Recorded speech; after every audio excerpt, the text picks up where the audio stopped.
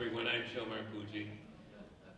I had no idea what I was getting into when Richard Suisman introduced me to Nick Carbone in the summer of 1971. Richard had just been endorsed for a seat on the city council, and he had suggested to Nick that maybe I could be helpful to the endorsed slate of candidates. So I met Nick on a hot Sunday afternoon in a little one-story wooden building next to Carbone's restaurant. We had no appetizers, and there was no small talk. Nick opened a large green suitcase stuffed with clippings, newspaper clippings from the Hartford Times and the Hartford Courant, and immediately launched into a crash course on every single issue that he felt was important to the people of Hartford. Several hours later, I said that I'd like to help. But I want to set one thing straight. I never wrote a speech for Nick Carbone. Nobody did. The words that flowed out of that man came from his heart, and he never needed anybody to tell him what to say. During campaigns, I wrote brochures and other materials that politicians like to call literature. I guess it depends on your perspective. When I went to Israel on a French Force flight, I stayed with a young couple who one day brought me to a kibbutz where their grandparents were living. Grandparents spoke no English, but they were very interested in this visitor from America, and they wanted to know what I did in America. And working through the young couple, translating what I did, we went through the basics of my full-time job, and then we got to the working on campaigns for city council candidates. And they had a little trouble really dealing with that, and it wasn't really translating. And then all of a sudden, the grandfather smiled and said, "Aha, propaganda." And so whether it's literature or propaganda, Nick was passionate about wanting to inform and educate and bring people together behind Hartford's challenges and the things that he believed needed to be done. It was a remarkable experience for me to work with him. He became a national leader, really receiving all kinds of national recognition for his fiery personality, his persistence, his commitment, and his effectiveness. And it was, whether it was the article, the Neil Pierce article, or the work with Jimmy Carter in the White House, or the National League of Cities, he was truly an effective, not only a leader for Hartford, but a leader on a national scene. But at the end of the day, it really didn't matter. All that attention from the White House and national press, that really didn't matter to him as much as the pride he took in his family. And when you asked about his children or grandchildren, he would get that grin, that big, happy grin, and he'd start reaching for pictures. And that's a side of Nick Carbone that most people never got to see, but I'm really glad I did. Thank you.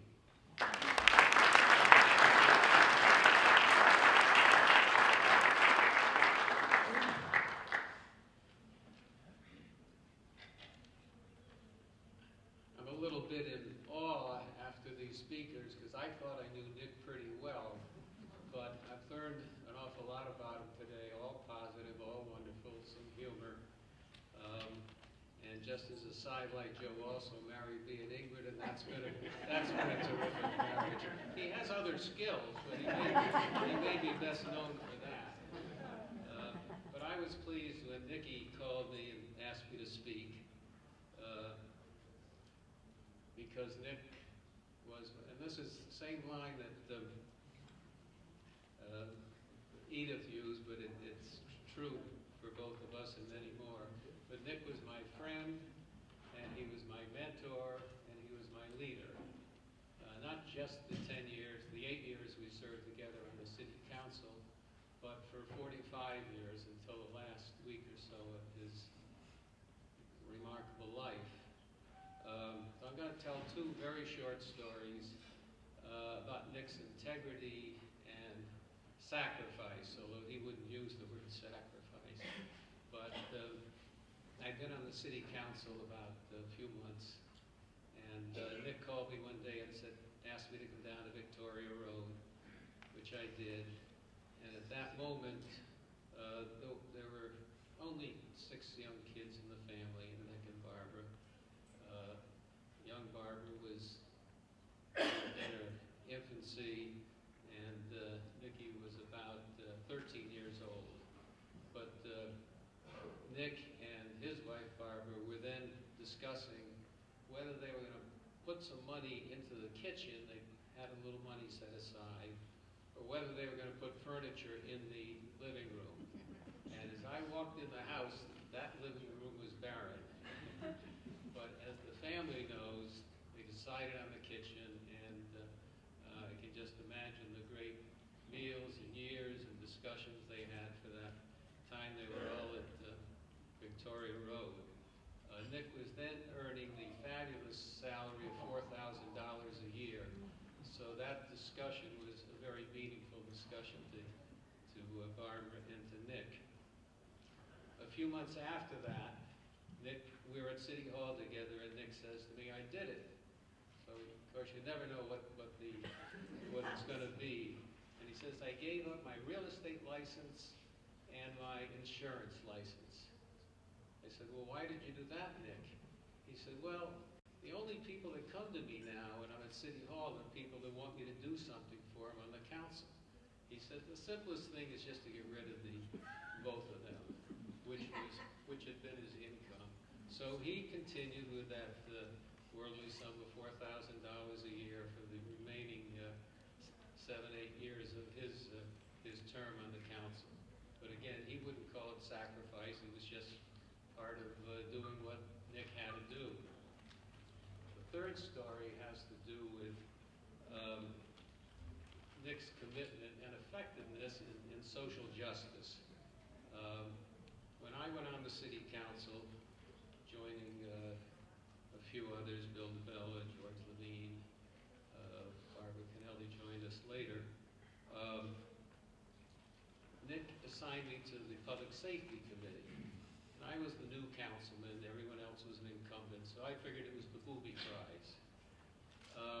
I shortly found out after that Nick and the Corporation Council had been working for quite a while, drafting some regulations for the police department.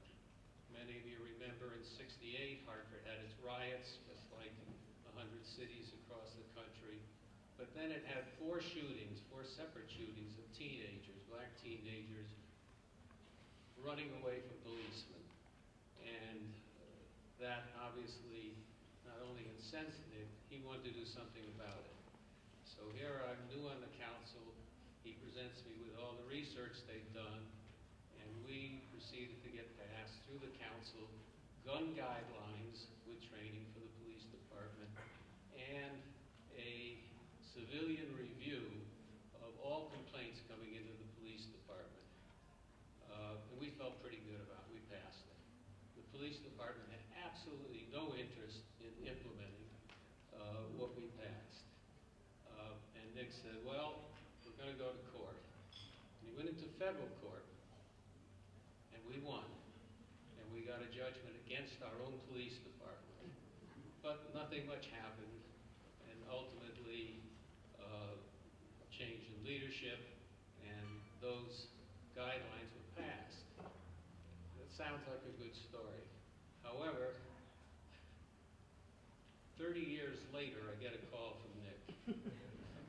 And he said, Dick, come up. I was then living in Washington, as I do now. Come up to Hartford, and I want you to testify in federal court. I said, why, Nick? He says, well, you remember that case? I said, well, sort of. He said, get your notes out, and I'll send you some stuff.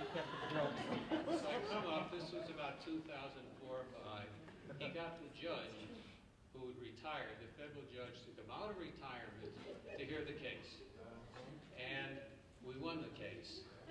And that commitment over that long period of time shows his ongoing commitment till the last week or so of his commitment and genius when it came to social justice.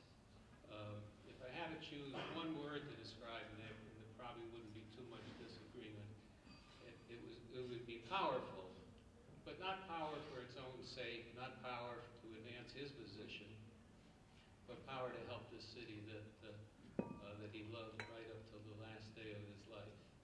There have been so many speakers here who have outlined the many, many great accomplishments that I'm not going to go through those because there is a time factor here, but what a remarkable leader he was. Peter Kelly made reference when he read Chris Dodd's letter that we did fly up together to see Nick in his last week. And Chris really understated what that conversation was like. This was like two political science professors, great politicians talking and laughing and reminiscing about city, state, national issues. One story that, and I entered it a little bit, that I think is somewhat very political, but quite interesting. During the Carter administration, a gal named Ann Wexler, some of you remember her, was working for Carter, and her job was to talk to the governors around the country to say, what can we do for you in Washington? And so she calls the then incumbent governor, Ella Grasso, and she says, kill Nick Carbone.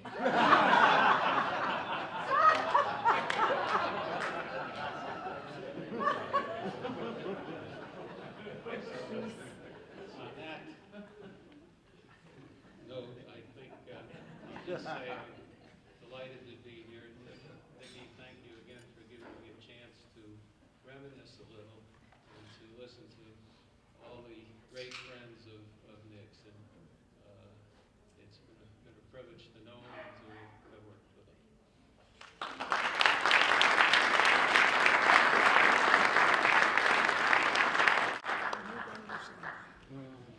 Scheduled next is my daughter, Nicky. She works in a theater. They're doing a children's production of Peter, Mary Poppins. And she's doing the ropes where you fly the kids. And the person she had picked to take her place today canceled yesterday afternoon. And so rather than put life at risk, she's down up in Massachusetts flying 14-year-old kids. So instead of being here and reading about a tragedy in the paper, she recorded what she wanted to say, and I'm going to play it. And apologies in advance if it takes me a little bit to get it going.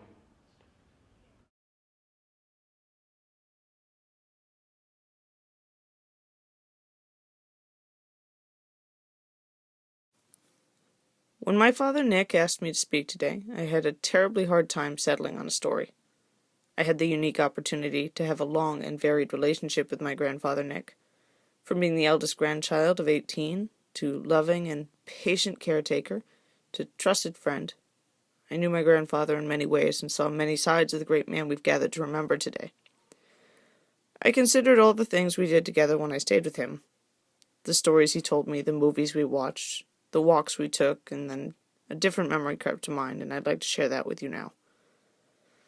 When I was still very young, visiting my grandparents in Litchfield, Grandpa Nick would take me sailing. Just the two of us. Dad wasn't allowed to come, and for that matter, neither were any of his other kids, something I reminded them of constantly when I was preparing to go. We would gather our life vests in the cooler, sometimes our fishing rods, and drive from my grandparents' home in Litchfield down to the Bantam Lake in Connecticut. The first stop was always the Bantam Bakery. Walking in the door, my nose was immediately treated to the sense of fresh bread and pastries. Grandpa Nick would be stopping to pick up the loaves of Italian bread and cookies for the family dinner that would be waiting for us when we returned to the house, and then he'd let me pick out a treat to have on the boat. I always picked the same one, a delicious treat called the dirt ball, a kind of donut hole covered in cinnamon sugar. It was meant for the boat, but it rarely made it to the lake.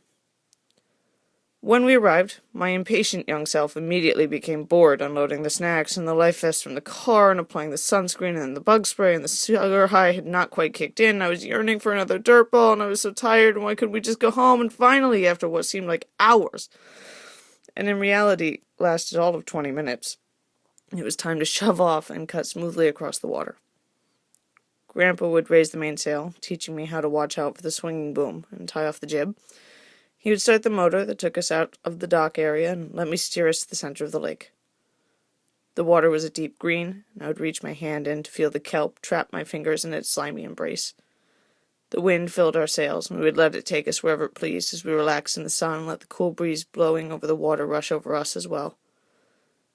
He would pull from a secret spot the second dirt ball he had purchased when I was staring at the other treats in the bakery. And then he told me stories. He told me about growing up in Hartford, meeting my grandmother. He told me stories of my father and uncles when they were young. He told me stories when he was young.